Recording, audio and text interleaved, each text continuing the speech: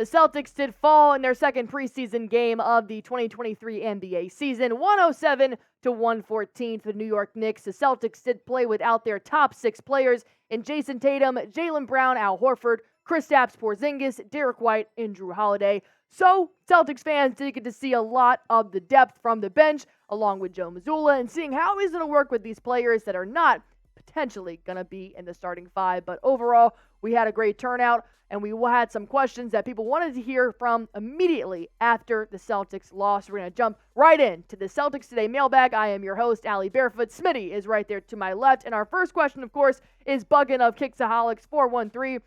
How many All-Stars do we got this year? Oh, all right. We easily got Jason Tatum, Jaylen Brown. I want to say Kristaps Porzingis if he's healthy. Maybe Jrue Holiday, maybe Derrick White. That's where I'm going with. Smitty, how do we feel? I think we got 5 of them. 5. You guys remember that Atlanta Hawks team in 2016 that had Jeff Teague, Kyle Korver, Paul Millsap, and Al Horford? Shout out, Big Al. All as All-Stars that year. I'm thinking the same thing for the Celtics this year. Now, 5 is kind of crazy. I don't know if Derrick White will, be voted in like that, but I think he will make an All-Star level jump. I'm really thinking it's Brown, Tatum, Porzingis, and Holiday that should be on the All-Star team this year. But hey, who knows? Jrue Holiday's numbers, his production, as far as a stats standpoint, could dip a little bit. I think they'll be in a good position to get out more than 2 All-Stars this season, no doubt. I completely agree with you. Of course, me being the gritty Celtics fan, of course, I want as many players as we possibly can. Of course, I put Derrick White in there just because I think he's going to take a big jump in the terms of his responsibilities in the league this year, not having Marcus Smart, not having Malcolm Brogdon. He could possibly be in the starting 5. We did see him in the first preseason game, but it is only preseason. But like I agree with Smitty, I think at least those 4 had the caliber to be all-star level players. But only time will tell. It's a great question from Buggin. But we'll have to see what Joe Mazzulla will end up doing when the regular season does start October 25th against the Knicks. See who's starting and see what they can do in this regular season. Another question from Duncan from CT, a very loyal fan here on Celtics Today, said, I know it's preseason and they made the playoffs next year, but I have an odd feeling the Knicks after this game are tanking. That is not a bad take, Duncan from CT, because you got to look at it. We did not play our top 6 players in this game, and we lost to the Knicks by 7. They did start their potential starting lineup, except for Josh Hart. And in all honesty, the only big difference I saw was that Duncan Robinson had sizable difference against Luke Cornett, Neemias Queta. Duncan Robinson did command the paint today. That was the only noticeable difference that I saw. That if Kristaps Porzingis or Al Horford was in there, it would be a different ball game. But ultimately, I can see the Knicks falling off a little bit. I wouldn't say tanking. I would say they might hit a little bit of a low curve just because I do think the Celtics did do some damage today, not even having their starting 5. Knicks are trash. I don't really care that we lost this game. I'm waiting for October 25th, 2 Wednesdays from right now, waiting for that tip-off of the regular season to start when we travel back to Madison Square Garden and really whoop up on the Knicks with all of our offensive firepower. I don't think the Knicks are tanking. It's kind of wild for them to be tanking before the season starts. They have a good, competent roster. Josh Hart actually does open up a lot for them, and they were missing him tonight. So I'm actually a fan of this Knicks team as constructed in the regular season. But come playoff time, they're going to need more than one guy to step up. Can't just have Jalen Brunson carrying the entire load on a playoff run for them. So kind of pump the brakes on them tanking. But the Celtics definitely showed us a lot with their depth playing against a really solid, Knicks group, in my opinion. Your opinion's not wrong, Smitty. I think we're kind of in the same boat. Of course, you don't want to say anybody's going to tank in this preseason because the Knicks did show promise. Of course, they did beat the Celtics 114-107 in this preseason game. But ultimately, I do believe the Celtics are going to be the better team in the East over the Knicks. A lot of bench players in the Celtics, they have a lot to prove this season. There's guys who are getting minutes, real minutes, on a contending team for the first time in their career. So right. It's going to take a lot. I do believe that. So why don't I ask you guys, which Celtics player has the most to prove this season? Of course, we can see Payton Pritchard, who just dropped 2 20-piece games back-to-back. We saw Dalano Banton, who also did a 20-piece game tonight. So I want to hear from you guys. Drop it in the comments. Who is it? Which Celtics players has the most to prove this season? I think Payton Pritchard does because this man just got paid $30 million. He wanted to be out of the Boston Celtics organization last season, and now all of a sudden he is locked in, dropping 20 pieces. So Payton Pritchard, keep it up. Let's see what you have to prove. Also, let's see what you have to prove in this today's sponsor is Prize Picks. You can make your picks. It's so easy, 60 seconds or less. How does it work? All you do is pick more or less on a player's projected stats, and you can win 25 times your money on any entry. You can pick NBA, NFL, MLB, any MLS, any type of sport. I guarantee you they probably have it in their categories. You can even pick stats ahead of the regular season. I have Jason Tatum having at least one 50-plus point game this season. I have Jaylen Brown more on 17.5 season, 30 points per game. I think these two are going to be dominant for the Celtics, but I want to see what y'all's picks are going to look like, and it's so easy to do. All you have to do is go to prizepicks.com/CLNS. Use promo code CLNS for a first-time deposit match up to $100. Watch yourself win some money in real time. Now, Buggin, of course, had a lot of questions for us, and we always respect it here. Do you think we need more big help? I think we still do just in case, but I want to hear from you guys. I personally think we do need big help. I did like what we saw from Neemias Queta. Luke Kornet has kind of had a slow start in his previous 2 preseason games, but going up against Mitchell Robinson, who was the big for the Knicks tonight, I didn't like the matchup there. Mitchell Robinson kind of played around with the Celtics in the paint, so I think we need to pick up a big. Do we need to act on it immediately? No, I don't think it's a panic button at all. But I think if the trade deadline comes around, you got some picks to work with, then I would suggest looking around for a potential big. But I want somebody that's already got experience. That's my opinion. Yeah, I mean, this is a wait and see kind of thing. I think that the Celtics can survive the first couple months of the season with the current big situation that they have. Luke Kornet, listen, he played a ton of regular season minutes last year. The coaching staff likes him. Not a ton of fans like him as the primary big off the bench. But that's who we're rolling with into the season. Also got Wenyen Gabriel and Neemias Queta. Those guys are fighting for a roster spot. We'll see how they fare for the rest of the preseason. But for right now, Luke Kornet is the primary backup big. If Kristaps Porzingis can play 65-plus games plus the playoffs fully healthy, then I don't necessarily think we need too much depth at the big position. But who knows? People could become available at the trade deadline, and when that happens, Celtics will be in prime position with a plethora of second-round picks to play with and tradable assets. Cough, cough, Payton Pritchard, who just got signed. I'm not saying I want to give him up just yet, but if the right big becomes available, that's a tradable contract, and I think the Celtics can make the most of it heading into the home stretch of the season post-All-Star break. And we know Brad Stevens likes to play around with the second-round draft pick, so we'll see what Brad Stevens could possibly cook up by the trade deadline. But so far, so good. I think the Celtics are in good hands. Knock on wood, Porzingis and Horford are obviously healthy, but a big in due time is what I will say. Do you think we will see more double big with KP/Al, or we'll go smaller with White/Holiday? We did do this in a video a couple days ago, but honestly, now seeing one preseason game under the belt with Porzingis and Horford, I think I'm leaning double big. Horford and KP were dominant. They literally had a double block on the glass in the first quarter of the game against the 76ers. I also saw Porzingis going double teaming with Jrue Holiday, which is something I never put together. Porzingis and Holiday could also be a good addition other than Derrick White and Al Horford. So I'm going big. I like KP and Al. No one was they were getting great shots in the paint with Al Horford and Kristaps down there. I really think, and listen, Smitty knows ball. Just saying, the double big lineup, it's going to work because Kristaps Porzingis opens up so much for this offense that he doesn't even play like a big offensively. If you saw, he was scoring 3-level scorer last night, hitting threes. He was taking guys off the dribble. I know you guys saw him drop Daniel House on that jab step, run to the rim, slam it down.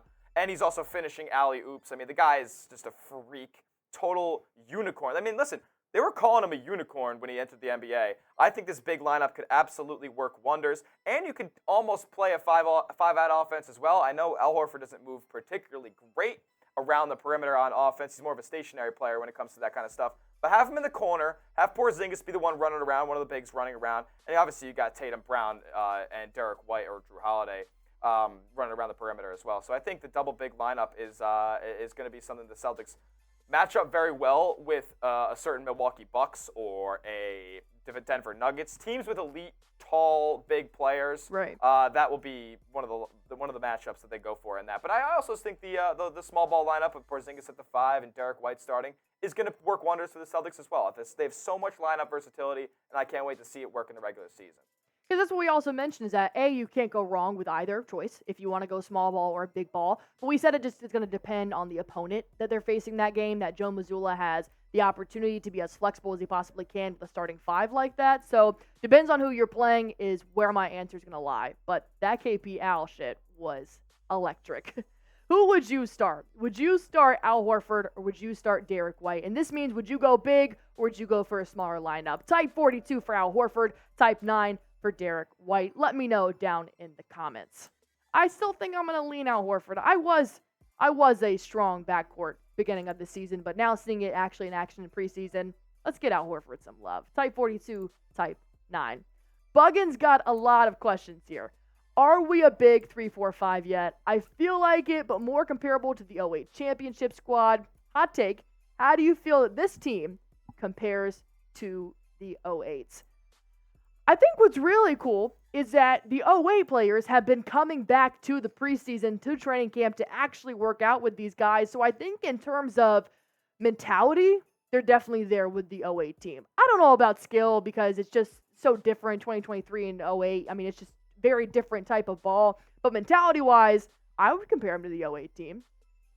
I think they're in a very unique situation where they have a clear pecking order. But at the same time, these guys are going to sacrifice what it takes to winning. And Allie, you mentioned it there. The 08 team coming around in practice. We have one of the 08 members on the roster. Sam Cassell is on this coaching staff now for Boston. And I think it's one of those situations where culture is going to blend in from one to another. Paul Pierce has been working out with everybody. KG is always in the gym working with the Celtics. Rondo is making stops in here and then. And I think as far as how this team compares to that, they all know their role, but they still have that elite player, i.e. Paul Pierce and Kevin Garnett, to Jaylen Brown and Jason Tatum. Now, listen, they got to get that ring before we start making legitimate comparisons to that duo, but you also have an elite third option in Ray Allen, elite third and fourth option in Ray Allen, Rajon Rondo, now Jrue Holiday and Kristaps Porzingis. Those teams, they called it the Celtics Big Three. It was really a big four. I know Rondo was super young, but I don't think that they win that championship without the play of Rajon Rondo. So as far as looking back on that Celtics team, it's very comparable. And what people did say about the 76ers preseason opener, there hasn't been that type of crowd reaction and love showing up for a preseason game since the 08 team. A lot of people who were in the building on Sunday said that. So I think we're in good hands as far as those comparisons are going. We also got to think, Smitty, I feel like the Celtics have zero drama. They have no drama heading into this season, whereas last season you had Ime Udoka obviously had his scandal, and then you had Robert Williams finding out he's not playing until December. You got no players on this current roster that want to leave Boston. Everybody seems locked in, and it's giving me very 08 championship vibes in the term of only thing they're worried about is that 18th banner. That is what it's seeming like in terms of Celtics news. And I'm on that wave. I'm feeling the same exact way. All I care about, I'm done with the finishing in the Eastern Conference. I'm done with the falling short in the finals. We got to take it home this year. This is the year. Or we're going to be called frauds by the entire NBA. It's plain and simple. Mazzulla better do his thing. Buggins got a lot of stuff to say. Of course, so do we. And he even talked about it. He said, hot take, P-double 2.0, sixth man of the year. PP, sixth man of the year is a train I can absolutely get on. He can get my vote right now. I know Malcolm Brogdon was a sixth man of the year last year, but here's the thing with how I feel about Payton Pritchard and sixth man of the year. I'm not going to ask him to be a sixth man of the year caliber. I just need him to be consistent. If you are going to put up 20 points per game, I'll always take that forever. But as long as you're just going to help the Celtics get a win, I don't care if you put up 8. I don't care if you put up 5 and you're actually dishing out assists. I just need you to be a consistent role player. If you put up stats in terms of getting those sixth man of the year caliber, I'm not complaining at all. I'm not going to call it just yet, just because we did just see Malcolm Brogdon win sixth man of the year, so I want to see more from Payton Pritchard, but I am very pleased with how he's played in the past 2 preseason games. Listen, Payton Pritchard, he's shown us that he can stroke the rock. Pretty simple. We knew that he had 3-point depth coming into this season, coming into last season where he lost his spot in the lineup. It's unfortunate, but I think it's one of those situations where he won't be the sixth man on this roster. I think it's going to be rotating between Al Horford and Derrick White. So unfortunately, that might take him out of the running for this award, but I think he could be such a valuable bench piece to where I'm confident that when he's on the floor, we don't need Derrick White and Jrue Holiday also on the floor. Like that I want to get to that point with Payton Pritchard. I don't need awards. I need production. That is very fair. I think that you're just asking Payton Pritchard to do the most to help us get a win. I don't think you need to put that award on his shoulders just yet. Just be the best player that you can be. Earn your $30 million a year, and Celtics fans are going to appreciate what you've done to help us get to Banner 18. That's kind of where I'm at with him. Fair enough. Let's get time for one more question here. How do you think this bench will look when they actually know how to play together and understand each other's game? That is from Ramses, the mighty god. I think they're going to be insane. We saw a sliver of it with Porzingis. Smitty and I were talking about this after the preseason game. Porzingis looked like he'd been playing with the Celtics all year. He looked like he fit in seamlessly with the offense. Jason Tatum and Porzingis' two-man game was absolutely elite. Jrue Holiday has been with the Celtics for 4 days before he played in his first preseason game in a Celtics jersey. And of course, he looked like he needed a little bit more tuning up, a little more fine-tuning. And that's okay. You can only ask so much of a guy that's known a team for 4 days. But I think everybody is there. Everybody's ready to play. Derrick White and Jrue Holiday were still an elite backcourt. Porzingis and Al looked like long-lost brothers. So yes, I think ultimately, if they're all healthy, this will be a crazy, crazy team. I mean, in my opinion, the bench, there's going to be very few times this season where all 5 players on the floor are second rotation players. And the great thing about that is you almost will never have that because with Al Horford or Derrick White coming off the bench, you will absolutely have a starting caliber player on the floor at all times. And that will naturally make things gel even more. You got a guy like Jordan Walsh who's naturally going to progress as the season goes along. You got a guy like O'Shea Brissett who can legitimately play real defense and hit the three-point shot. You got Svi Mykhailiuk who was out there sniping in the second preseason against the Knicks. So there's guys out there with legitimate skill. And from what we saw in that second preseason game against New York, a lot of them were moving without the ball. So they're already doing the intangible things right on the floor.